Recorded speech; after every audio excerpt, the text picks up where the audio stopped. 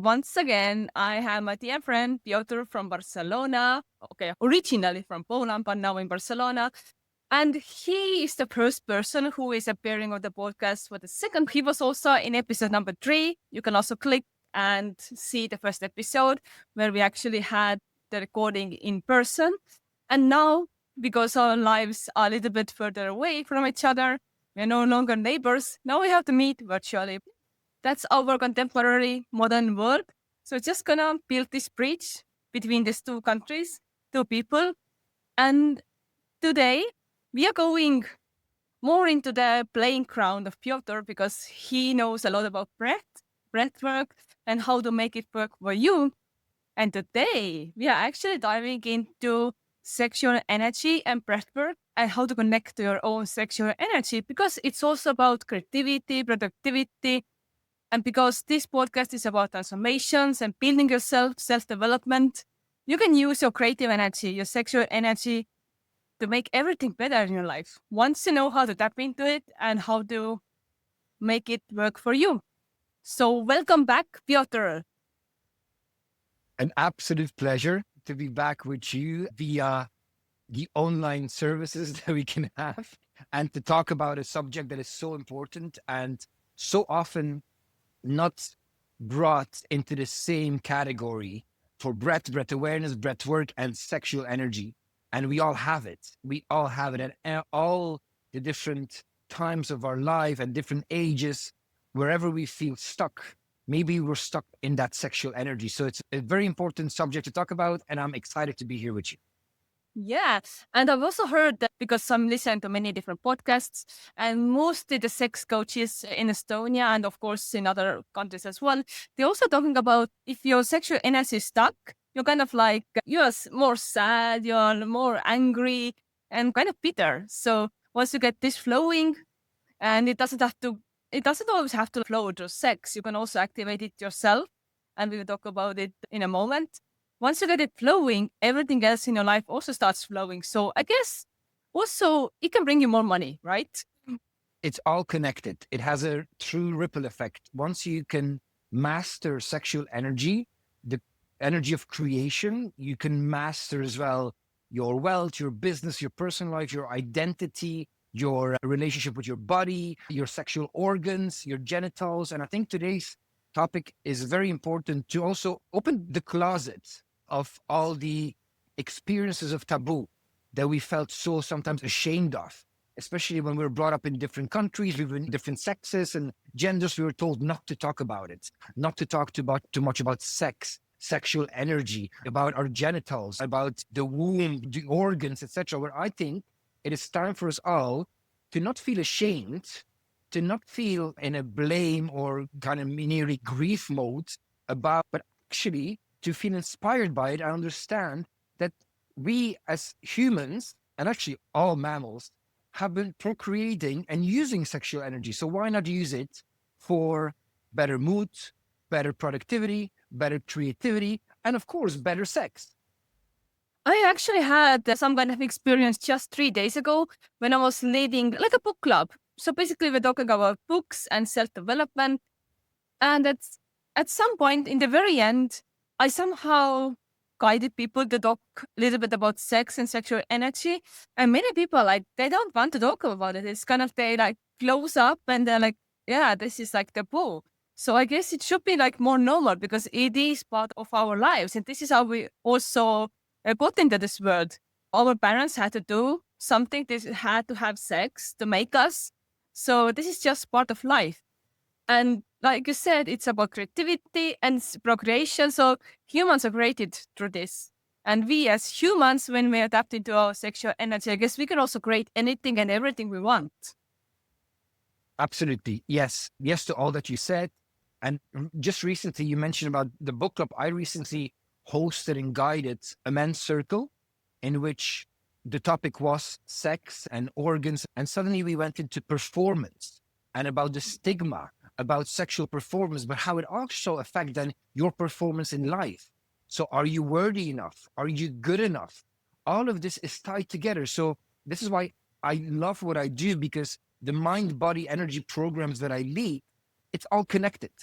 And this is like, sometimes it's nearly like a paradox of life where we talk about the mind and the mindset, about sex and how we talk about it and the words we use and the phrases we use. And can I say this around my parents or around my community? As you said, will people feel a bit offended that you suddenly brought up sex? And also, and I'm not trying to here change everyone's mindset about this, but religion has claimed so much about sex. Get sex or have sex when you get married, and if not, you're going to go to hell. It's a sin. So we have started to really use a lot of the words that are not supporting our sexual energy or our sex or being okay with ourselves and our physical body and our organs and our desires, because this is the beauty about sex and sexual energy, that it's all based on desire, curiosity, playfulness. How playful are you with your body, with your partner, but also in life? So every time you stop yourself at a thought or a belief about sex and sexual energy, think it through and see that maybe you're also stopping yourself in all the other areas of your life. And in the men's circle, as I was guiding people through breathwork and a somatic experience, I've noticed, and everyone was just beautifully opening up, because in the men's circle, there was the straight men, the gay men, the bisexual men, the trans men. And it was beautiful to see how we all have this shame and this performance challenge and nearly a blame and unworthiness associated to sex, sexual organs, sexual energy, and being able to vocalize how we feel in our body, with our body, and how we use it. Yeah, it's such a normal thing, but people, they're so afraid to talk about it. It's even so odd.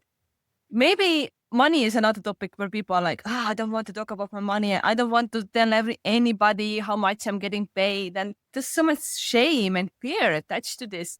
And you coming from Poland, I guess it's also like a Catholic country. So did you experience any kind of taboos, any kind of restrictions coming from the culture? A question that it's easy to answer, but I really want to dive deeper into this because I haven't really thought about it. Maybe not thought, I haven't really felt into the answer that I'm about to give. So for me, it's not even that it was challenging. I feel like no one really talked about sex. No one talked about sexual energy. Sex was, as I mentioned before, very much occupied by religion and about sinfulness. And also, let's be totally honest and talk about it, porn, right? And pornography. So suddenly most of us have our first sexual sight when we look at porn. And then suddenly it's all performance and probably beautiful bodies. And suddenly we start seeing how it's a mismatch from who we are and how we are. And maybe our first sexual interaction isn't as the porn movie is showing us. Do you know what I mean? It's nearly that this was the way of me being introduced to sexual energy and sex. But no one really talked to me about the fact that through sexual energy, you can be inspired. You can feel creative forces. You can be so connected to your mission and your purpose that you can write a book and use that energy. And of course, later on, I read the book by Napoleon Hill, Think and Grow Rich, where in that book, he mentions about sexual energy. Really? Mentions, yeah. Oh, it's one of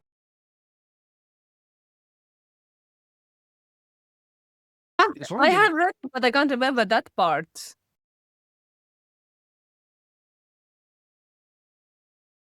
Exactly. That might be also. So I definitely invite you to revisit that book and even go to that chapter, because in that chapter, he really puts an emphasis on the amount of productive flow and work that you can do once you harness your sexual energy, meaning that you are in control over it.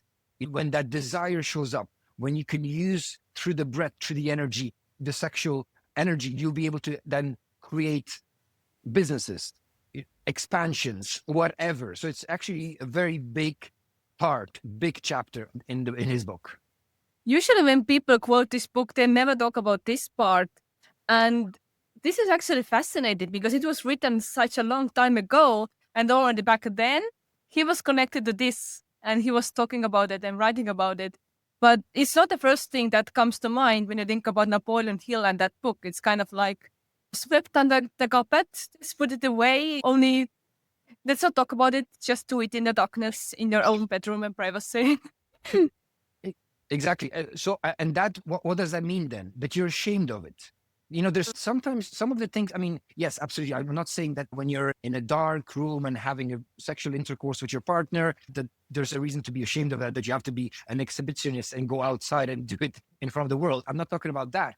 But so many of these things, if you start looking a bit deeper, layer deeper, it's like, okay, we're turning off the lights. Is it because we want to create a romantic environment, or maybe are we ashamed of our body? So I love to look at all these things as nearly paradoxes and shifts. Like, okay, well, why am I turning off the lights? Maybe I want to see how my partner looks like, all of it, right? And not feel like, oh, it's all based on performance. Will I do it faster, better? So there's a lot to unpack here as well in regards to sexual energy and about body identification, body shaming, but also and using our body nearly as a tool when in fact it's a beautiful container, it's an instrument, it's a vessel that we should be taking care of and loving for all that it is. I feel that one more reason why we turn off the light might be like, especially if you're not super comfortable with this partner, you don't want to look them in the eyes. It's just avoiding the eye contact because it's kind of weird. I have felt that, so it feels weird during the act. It's like looking at the person. It's like I don't really want to, but I guess if there's like very deep connection, if you feel emotionally safe to express yourself, that wouldn't be an issue. So if you turn off the light, that might be an issue still. Absolutely. And there are different layers to that. And there is no right or wrong, but I always like to invite people to be curious, to become curious about the way they think about sex, feel in their own bodies, can use their sexual energy. What is the feeling? What is the thought? What is the belief? What is the conditioning that might be showing up when we even listen to this, right? Does it resonate with you? Are you ready to turn it off? Is it a bit affecting you? You're like, not for me. This has nothing to do with me. Where in fact, I truly believe that once you can be okay with talking openly about it, you can then take control over it. This is the beauty of our life. Once you just pretend that it's not there, or you're just like shoving it in the corner and be like, I don't care about this. This has nothing to do with me. Well, that's not really true. And it will show up one day or another as a blaming mechanism, as a wordiness mechanism, as something that you will see that will affect all of your life, not just your sexual performance, not just your sexual life, not just your relationship with your own body, but also your wealth, your productivity, your business, and relationship with yourself and relationship with your partner. Yeah. So on one side, it's kind of like a taboo and we don't talk about it at all. But I have also noticed that there is this other extreme, these tantric conscious communities, festivals, events where people are like super open about it. Even like I get a little bit of like, disgust, or I'm not super into that. I used to go to some tantric events, but I didn't do anything worse than just holding hands and eye gazing. And in these communities, sex seems to be like very open, very public. Very often there's also some polygamy or polyamory, kind of like having multiple partners. And so that's the other extreme. Everything is super open. So what do you think about that kind of openness? I believe that everyone, when they tapped into their body will tell them whether they are more into this, what you just described, or more into an emotional, deeper sense of connection to sex and sexual energy, to the physicality. For me, as a person that works with the body, works with the somatic experiences, for me, sex is nearly a deeper, meaningful connection of two bodies coming together and really feeling the love, the sensations, the compassion, the forgiveness, the curiosity, the playfulness.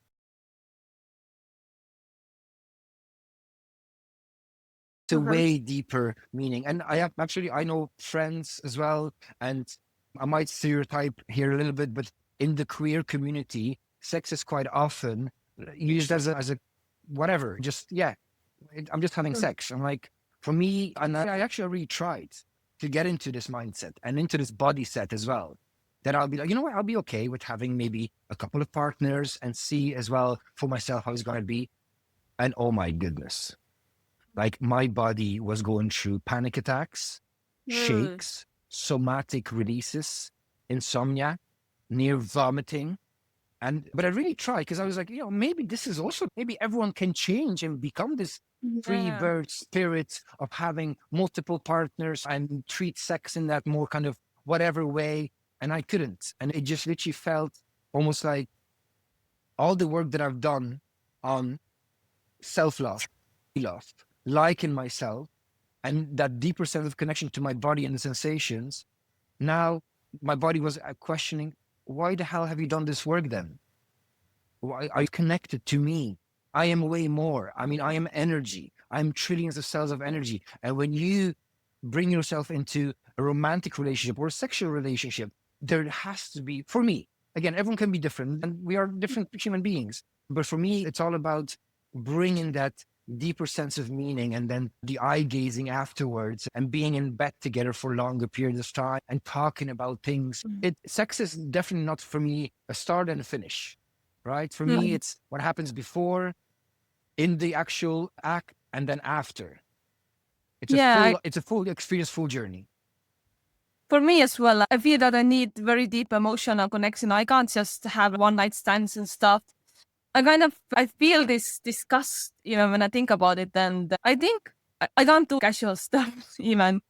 I just want deep connections, emotional connections. And when I feel safe emotionally first with the person, then I'm like, oh, ready to get naked, not before. So for me, it's part of a relationship and not just, okay, just physical, whatever. I tried just physical connection and it was so boring for me. There's no depth. And maybe it's interesting for 5 minutes, but after this, it's like, it feels, it feels so empty. It left me so empty. I'm like, like, Exactly. I do believe that the body, um, when it's listened to, when it's felt, when it's really um, understood, and that deeper sense of connection is with every single cell of the body, and especially with people that are working with their body, like through fitness and through breathwork, and more conscious about how healthy their body is, how well they feel in the body. I do feel that it can be very challenging, very challenging. Again, who am I to judge? Because who knows what is the right way of being in the body? But just the way, if you're connected to the body and if you feel like it's okay to have multiple partners, do it. But don't try to impose that on everyone else. Main yeah, it's thing, not right? for It's like, everybody. Yeah. exactly.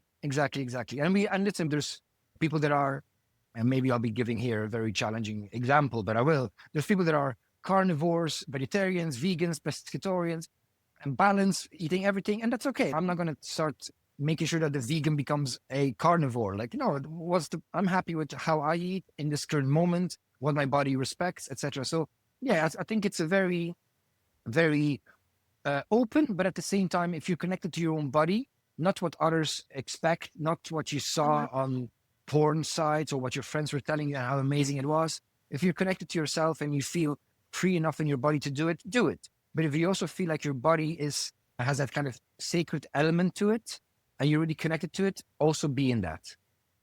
Yeah, I felt that sometimes, okay, I might come across like super serious or like I just want this serious commitment and no casual stuff.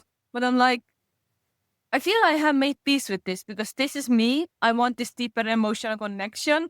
And I would rather be alone than have like shallow, casual stuff happening for me because it doesn't fill my soul. And in the end, it leaves me empty. So I would rather just be alone and wait for that real deep connection, wait for that man who can have that connection with me and who is also ready to explore together. So I would really want to have one partner and then just go very deep with this one person rather than just tap into different partners and versions. Because even I feel that in a relationship, even building this connection with one person is complicated anyway. It's already complex and difficult. And if you have multiple, you're kind of dispersing yourself and you're not putting full energy into this one partner. And maybe only put like 20% here, and what you get if you put 20% in, you will also get 20% back, I guess. I believe in that too. I believe as well in meaningful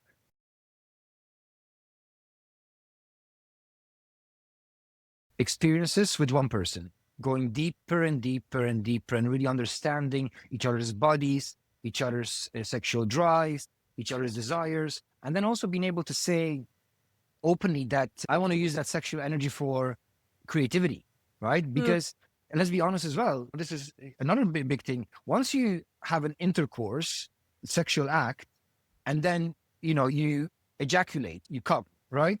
What happens? The energy leaves your body and you feel quite often tired, depleted. But think what you can do with the energy if the energy stays within you, and you can use that energy for then putting into creation a book, a podcast, a proposal, a project, right? I do believe as well that there's time and place for everything. And I will never say to be celibate, for example, for like months and months and use that sexual energy constantly, but actually play around with it and see how, if you have that drive and you have a partner, or you're really ready to be with someone else, you go on dates, why just not finish a date without having the sex, right? But actually using that drive and that desire to put that into your work, into your mission, into your purpose. Yeah. So that's one good way how to use the sexual energy. But let's say that somebody is not in contact with the sexual energy at all. How can they start? Is there like some kind of breathing technique, how to start tapping into your sexual energy? And where is it even located? Is there like one spot, or is it somewhere all over the body? Well, our root area, so the creation area, so the womb and the genital area, the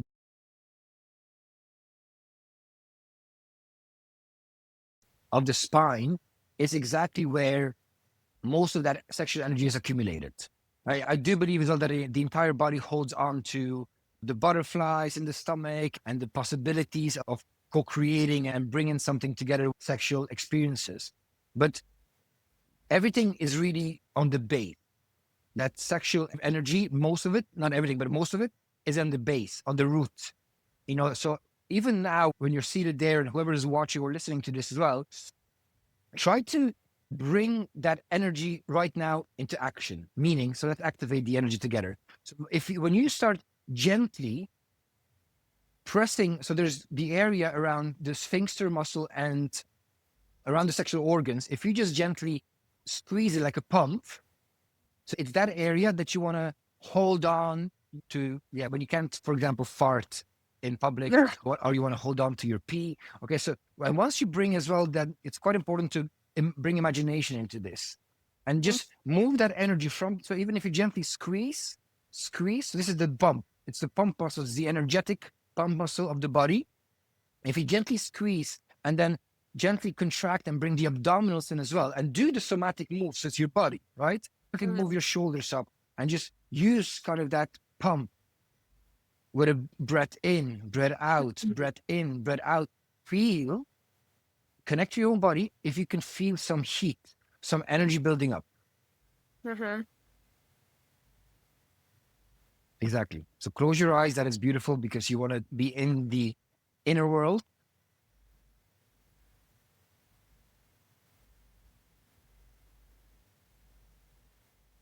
Yeah, there's some heat.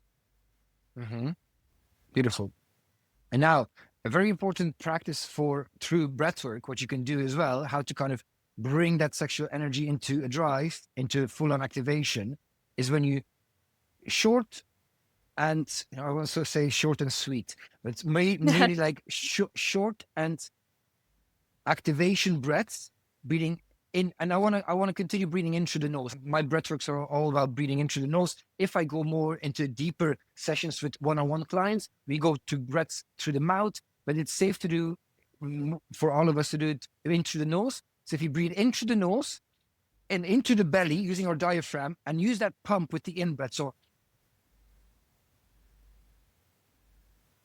and now let's breathe out through the mouth.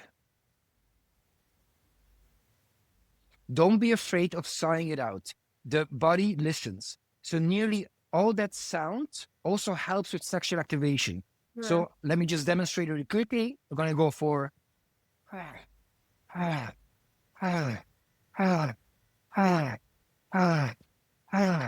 then you can speed it up.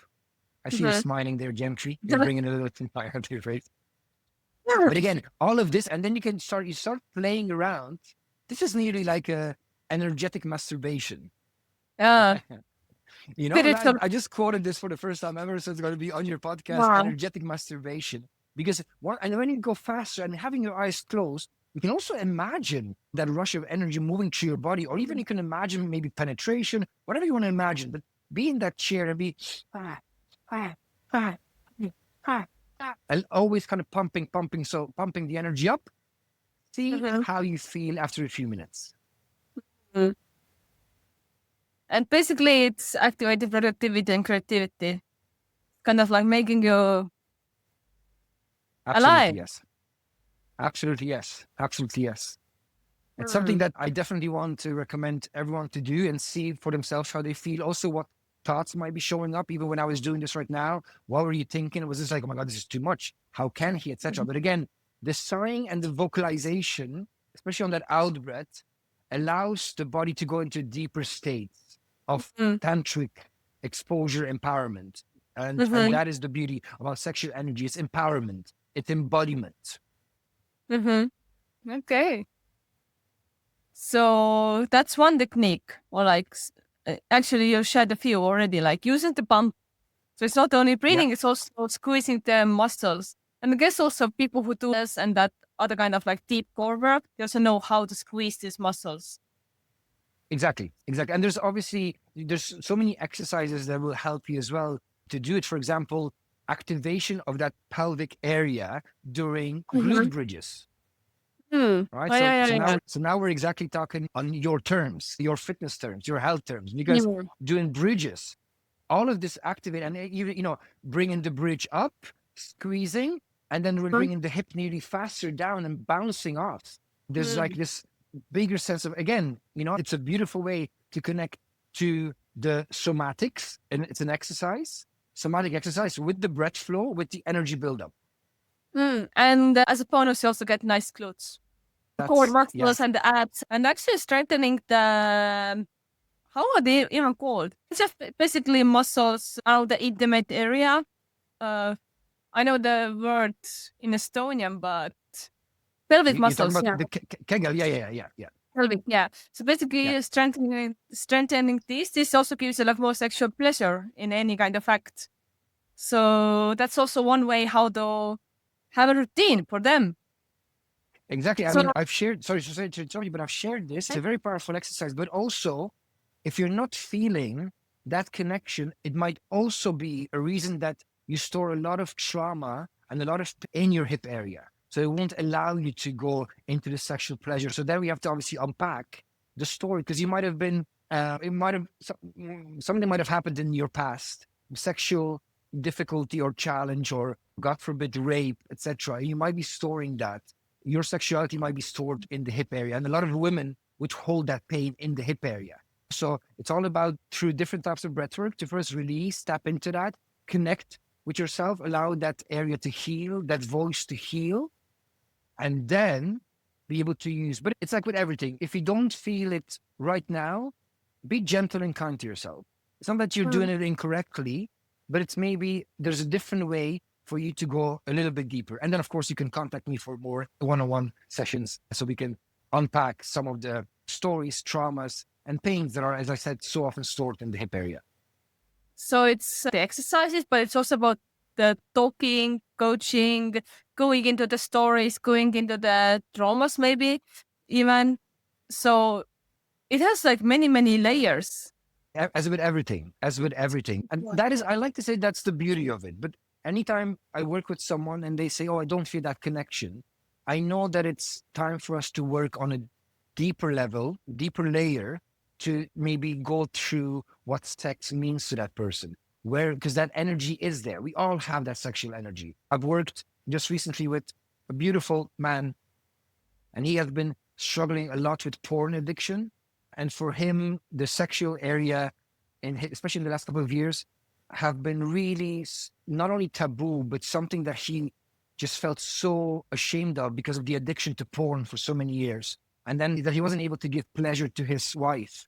So we had to really unpack that and go deeper into these layers and know as well that addiction to porn in his case was also just a moment of showing him that it was a protection mechanism of a sexual trauma that he went through as a child. So often we judge other people. We're like, oh, well, that person is so loose with her body, whatever. How can she do that? But maybe there's reasons why she is like that or he is like that, and why there's a reason why you are so ashamed of it. So, and again, the quote that I always like to quote, and I think I quoted that so many times on your podcast, and you know this, but nobody has this life figured out. So why give anyone permission to tell you how to live your life? But it's so important for you to be ready to unpack and be more curious about sexual energy, how you can give yourself pleasure without actually using your hands, without using accessories or partner, but actually even that breathwork intensification will help you reconnect to something that is already within you, that we all have, the sexual creation. How would you recommend to attach it to somebody's routine? How many times a week? How often? How long? How do you fit it into one's schedule? Well, in all the breathworks that I guide, I make sure that people are using their pelvic floor. So it's not to that culmination that I was literally guiding us through with the no, but even breathing into the nose, into a technique, and gently squeezing the pelvic floor already allows you to have a deeper mind-body connection, body sexual energy connection. Yeah. And the beauty about these muscles is that you can be on the bus and do that. Nobody will know. You can be literally at a concert and do that exercise by squeezing the pump. Just activate, just be connected to these muscles. And as more and often you use them, and nothing bad can happen here. There's nothing that you can suddenly, I never heard of somebody straining their muscle or having delayed muscle soreness around that area. I never did.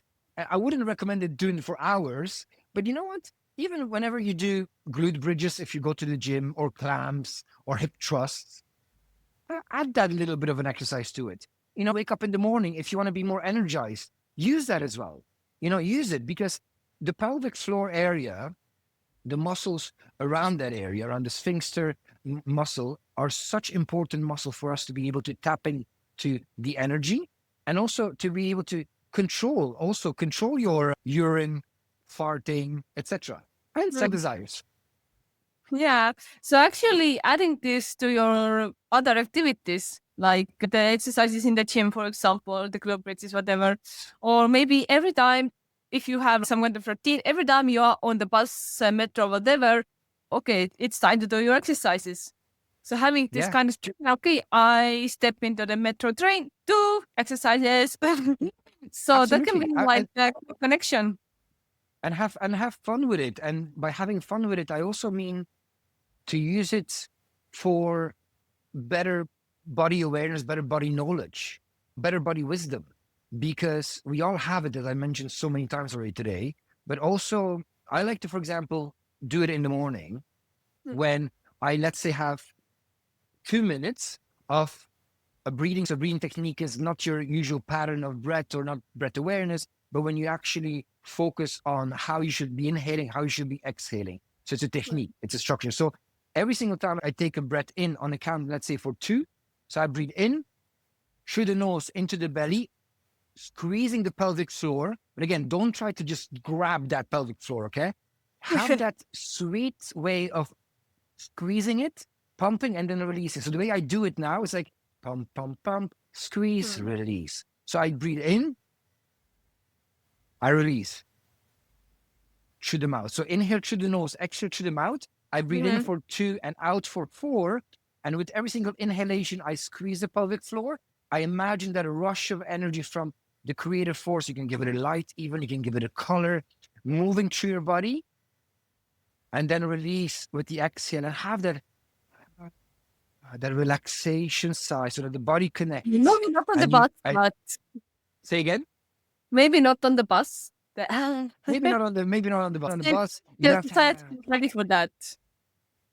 That is true. But yeah, but at home, after waking up, do it. Yeah. So it's kind of like squeezing the muscles and also visualizing the energy. So there's multiple different things, kind of the physical sensation and also the imagination working. It's like imagining the energy coming up. So it's already tapping into the kinesthetic and the visual. And auditory, when you hear yourself breathe and sigh, and Correct. all the different areas are already covered. Exactly. And this is how our body, mind, energy works. When we start connecting all these things together and giving ourselves time, because again, as I mentioned, some people can experience this from the first time when they do this type of breath work and they're really going deeper and it's an experience. And yes, of course, you can also do the mouth breathing. But I would again recommend this because our nervous system is already very activated. But if you do it for short periods of time, it's safe enough. But actually better to do it in through the nose and out with a sigh, through the mouth, much better.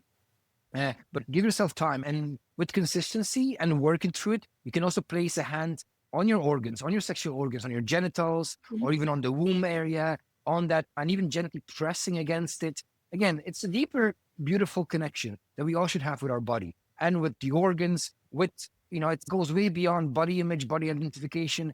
It goes towards body love and just being appreciative of how our body is made and created. Yeah. So this is something that you can do alone. What about doing some exercises with your partner, kind of like syncing a breath or something similar?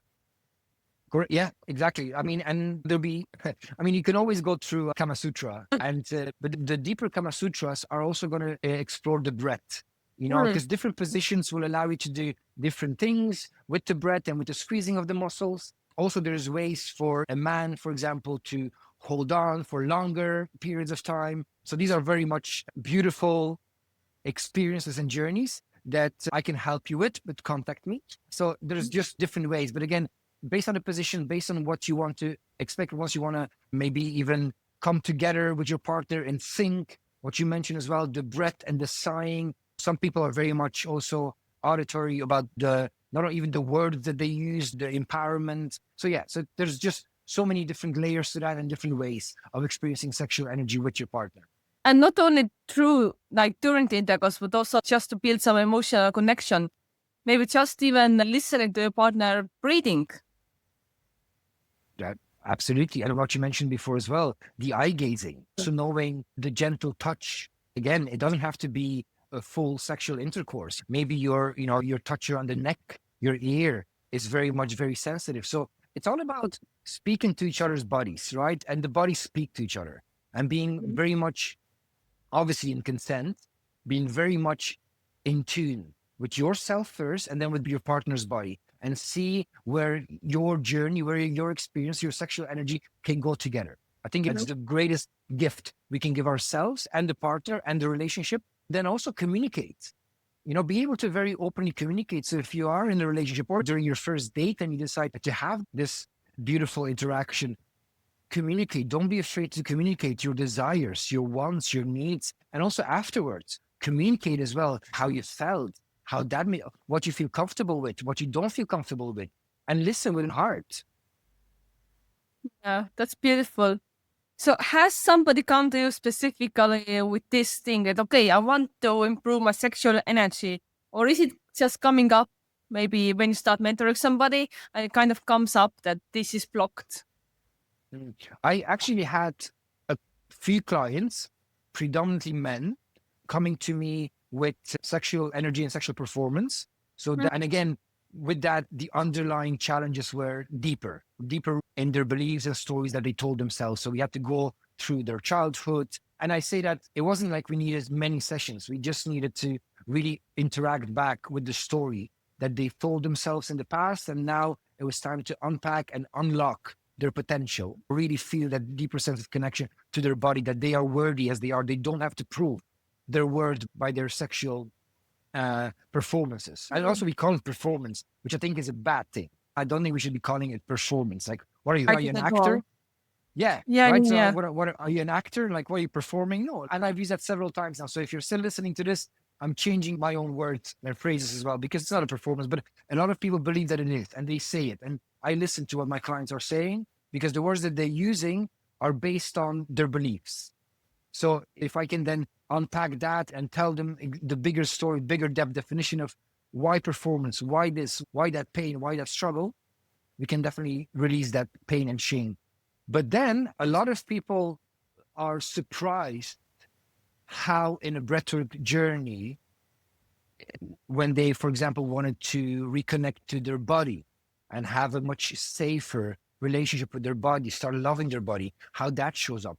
How suddenly towards the very end of a breathwork experience journey and somatic facilitated workshop that I would be guiding them through, at the end, they felt something like that rush of energy. And the breath is always the bridge. The breath is the bridge between chaos and calm, but also between mind and body.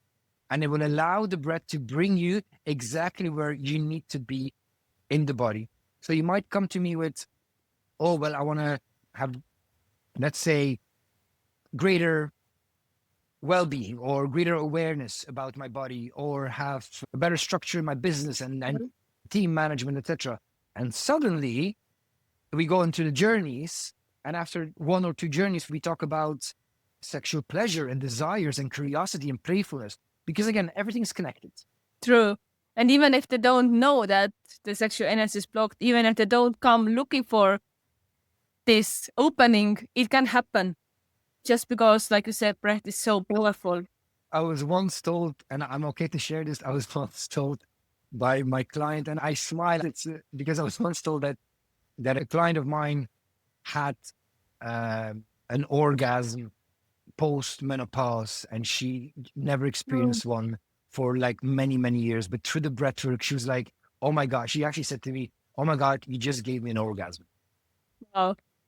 And not even touching, and maybe not even touching, sorry. not even being in the same room, Wow. all done online via Zoom. So it was actually very empowering to hear that through the proper let breathwork experiences and journeys, using the words that she has filled out as well in the lifestyle questionnaire form that I always send out to my clients, and then being able to listen to her and see her and feel where she is and how she is with her breath, I was able to bring her onto this beautiful journey towards an orgasm.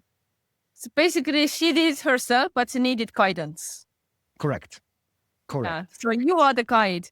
So if somebody wants you to guide them, where can they find you? What's the best place to start looking for you? I am available on Instagram as mifit_coach, mifit standing for mindful fitness. On LinkedIn under my full name, Piotr Ciepiel. By all means, feel free to connect. I've got a calendar as well. You can book a consultation call with me through LinkedIn or Instagram, and then we can have a chat. What your desired outcome is, what you would like to get out of life, your body, your mindset, your energy. As I said, I'm very much open to having to work with so many different people from different backgrounds, from different races, cultures, beliefs, conditioning, ages, sexualities, because I do believe that the way I teach and guide and coach people through breath, mindset shifts, body activations, somatic activations, people are really leaving with a sense of remembering and reconnection to themselves. That powerful reconnection to their sexual energy through feeling more desired, feeling more in love with themselves, self-accepting, forgiving, compassionate, lack of blame, lack of shame, and being able to expand in whatever area they want to expand. Yeah, it's kind of like remember who you are. All the power is already within you, and the breath can unlock it. Unback. I know you do a lot of unbacking. That is my core program. Unpack yourself for healthier body, calmer mind, and energetic shift, energetic abundance. And I think I should add to that, and sexual energy. It's so powerful because the way I lead and coach sessions, they bring you that awareness that you are already whole and you have just forgotten, or you were just under so many conditions and culture and religion and upbringing and childhood, etc., that you have forgotten your superpowers, that you from your talents and gifts, and you have forgotten that you are already an avenger. You are the superhero. And it's time for us to really return. And breath, mindset, the body awareness, body conditioning, but also connecting to a coach and a guide like myself who understands your pains, your suffering, your challenges, your excuses. Because I've been through quite a lot in my own life. And if you've watched the previous episodes with beautiful Silja, you will see as well that my story is not a story of just being constantly like this. True. So I do hope that we all connect better with our sexual energy, our creativity, productivity, joy, and we can create a beautiful world if everybody's connected to all that. And yeah, I'm happy to have you here again. I know that's not the last time because we have many things to talk about. So if you liked what we talked about with Piotr, just check him out. The links are in description. And also stay tuned and follow and subscribe and keep your eyes open because he will appear here again. I know it. Maybe in the next 30 episodes or something. So yeah, Amazing. I thank you. I thank you so much. And just to whoever is still listening and watching, just be very gentle with yourself. If at any stage throughout this talk you felt a bit of frustration, irritation, you're questioning, go a little bit deeper. Like be curious about these limitations or thoughts, challenges that you were facing. And as Silja mentioned, connect with me. And because everyone's experience is pretty much unique, we do have some foundational challenges that we're all facing, the not enough, not worthy, proving, performance-based roles, masks, addictions, etc. But it's time for us all to unpack that, and see who we truly are. So I thank you, Silja. You're incredible. I love your podcast, and it's just phenomenal to always be with you and to co-create something so beautiful together. thank you. Mwah.